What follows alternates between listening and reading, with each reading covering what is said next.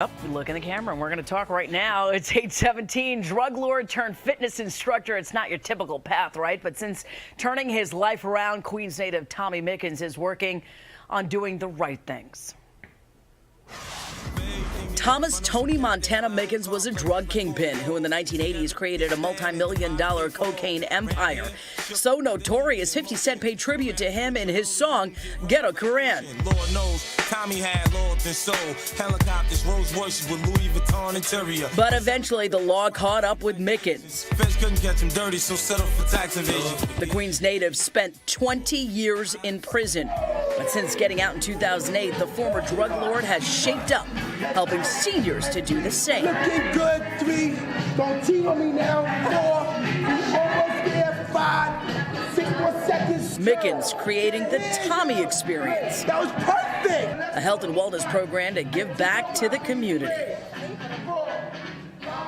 So Tommy Mickens, founder of the Mickens Tommy Experience, is joining us here this morning. Good morning. Nice to have you here. Thank you. A fantastic story. It's right out of a storybook, really. But let's get our viewers caught up on exactly what happened in your life. You were sentenced in 1986 to 35 years, convicted of selling drugs. You were also money laundering, tax evasion. Now, this goes way back because your whole life, starting at the age of 15, you were selling marijuana, right? Yes. Your dad was a numbers runner. A number banker. A numbers banker. What is that? He had control of his own numbers. He All was right. the first African-American number banker in Queens. All right. So Yes. this was something that you knew, like the back of your hand. Basically, it was in my household, yes. Okay. All Yes. right. So drugs, doing time, you were a kingpin. I mean, this was 1986, and you were at the height of it. You know, at an $800,000 mansion in Dix Hills, you had yachts, you had helicopters, you had $1 million smile. In that smile, he had a grill with diamonds and emeralds. Yes, yes. So- For a reason, though. Tell me. I put diamonds in my mouth because every time I speak, I thought I was dropping jewels to individuals. I was very wise, way beyond my years. But you knew you were doing something wrong, didn't you? Selling drugs? Yes, I did. Did you know you were going to get caught? Eventually, yes. Did you know you were going to spend jail time? No.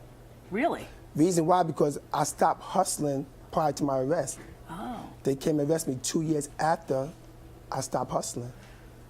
So you got sentenced, you went to jail, you did the time, and did you feel when you did the time you had clarity on what you did and you're paying the penalty? What I did, I mean, every day I did was justified. Even though I didn't get convicted for the crimes that was based upon me at that time, but I got away for so many different things that I could just live within myself, knowing that I wasn't misjust. Meaning that I wouldn't want nobody to follow my trail. I want nobody to be like Tommy was. But how do you give up that life? How do you give up that life and turn it all around and create this Tommy experience and not want to get out of jail and get back into it? Because 1986, you get out in 2008, the world is a different place, Tommy. Correct, but you know what? I always had a lot of self-confidence. Okay. That's something my mother deeply instilled into me, and it became a blessing and a curse. It became a curse early on in my life. I always knew I could do whatever I put my mind to do, and I was always good to creating things and building something. Well, you're creating a new life for yourself with this Tommy experience. What made you want to get involved with seniors and health and fitness? Because nobody cared about seniors. Okay. Nobody cared about people 60 and over. I read an article when I was in prison that when you get 60 years old, you're not worth anything. And I really believed that. I'm like, why would they say that? Why would they say when somebody be 60 years old, their life is completely over?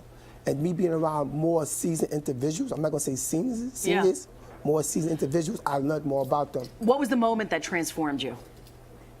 My mother had a stroke, and I started living back into the past and wish I'd have done things differently and was able to help people. I'm willing to help people like my mother when I did come out of prison. Do you have regrets? I have a lot of regrets. Your regret being what? That you sold drugs? Or you feel like that's in your past now? And now you're redefining who you are by giving back? Again, it ain't how you start, Yeah. it's how you finish. All right. All right, do I regret the things I've done in the past? I've done what I knew was best for me and my family at that time. It's got to feel good for you because one of the seniors was quoted in an article saying, he's our pride, he's our joy. We love him regardless of what he's done in the past and the present. This is the present and we're living it because he makes us feel great. How does that make you feel? Brings tears to my eyes. It keeps me motivated. I had one lady in one of the facilities I was at, and she actually came to me. She was 102 years old, and came and said, "Tommy," I said, "Yes." She said, "Thank you for making me feel alive again." All right. We take that with us this morning. Thank you so much for turning your life around. Drug lord turned fitness instructor Tommy Mickens doing the right thing for us this morning. It is 8:22, Corey.